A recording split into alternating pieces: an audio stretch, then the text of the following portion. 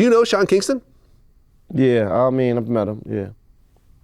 Him and his mother were found guilty of wire fraud. Unfortunate. 20 years they're facing each. Unfortunate. Each. And what people don't know is when Sean Kingston first hit the scene, his mom was in prison for fraud. Yeah, his mom's, yeah. So she's been kind of like a lifetime. Probably that's you know what I'm saying? Yeah. He grew up in this type of environment. Right. But I mean, let me ask you a question, right? Because you could almost compare your career to Sean's in a certain way. You know what I mean? You guys both had big songs early on, and but over time, the songs aren't as big as those original big songs when you have the label pushing behind you and stuff like that. Right. So you've had to make a way. Right. You've had to figure things out. Right. When you look at someone in a similar position, I've never heard of you scamming. I've never heard of you stealing from anybody. I've never heard of you telling jewelers, let me use this watch and I'll bring Drake in the next day and then just run off with a watch. Like, what I mean? Your jewelry has always been consistent. Don't make no shit up on him, Vlad. Right. He didn't do that. No, that's what he was doing. He was ripping off jewelers. He was ripping off jewelers. The jewelers been ripping niggas off for since BC, man. Okay, Come on, I'm not justifying what the not just jewelers be do with their fucking- prices, but ultimately if you agree to pay the price, they're not forcing you to buy a necklace with them. You can go somewhere else. Right. To go and take something from someone and say you're going to give it back and then just change your phone number, or Escalades, took Escalades, never gave it back. How do you take an Escalade? Hey, we'll give it to you. All right, cool. Just pay us back. I'm going to bring all these clients to you. Me and Justin Bieber are best friends. Rah. And then you just never return the shit. I remember there was a picture. He had a 200-inch TV in his room. That was one of the charges.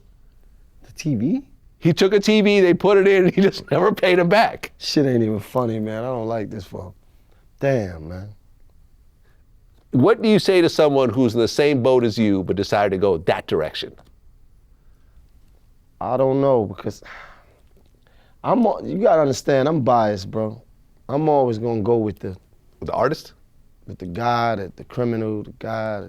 I'm always gonna go that way because, especially if they ain't been convicted or if it ain't been proved, I'm always gonna He has been found guilty. Him and his mother have been found guilty. They just haven't been sentenced yet. Okay, so we're not. Still though, I understand this. This music shit.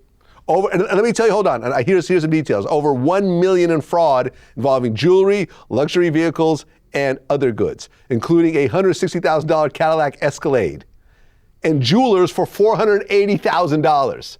$500,000 in jewelry that he took and never returned. I ain't got no sympathy for no jewelers, man. Them treated jewels, they've been passing off the niggas, them old watches is with fucking, I ain't got no. No, listen, I get it. I got a watch from the dude Gabriel, the jeweler. When I went to get it appraised for my insurance, it was a yellow gold presidential. One of the links was rose gold that I never noticed. The gasket wasn't an original Rolex gasket, and the clear plastic on top, that was aftermarket. Right. It took me about $1,000 to get it back the way it's supposed to be.